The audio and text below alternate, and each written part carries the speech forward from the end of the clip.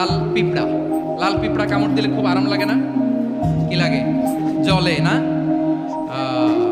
লাল একটা পিঁপড়া কামড় দিছে, তো উনি রেগে মেগে পাশি দেখে লাল পিঁপড়ার বাসা পা দিয়ে ডলে মুছে সবগুলো পিঁপড়া মেরে ফেলছে।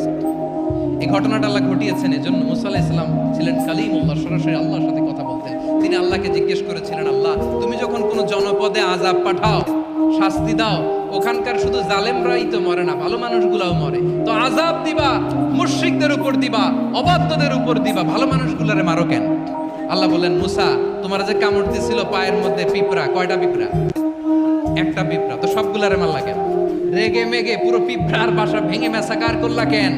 এই মুসা, আমি যখন অ্যাকশনে যাই, আমি যখন শাস্তি দেই, তখন এত বাস বিচার করা হয় না, বাস বিচার করা যায় না। যখন অ্যাকশনে যাওয়া হয়, ওইটা ডাইরেক্ট অ্যাকশন হয়ে যায়। চিল্লায় বলো ঠিক কি না?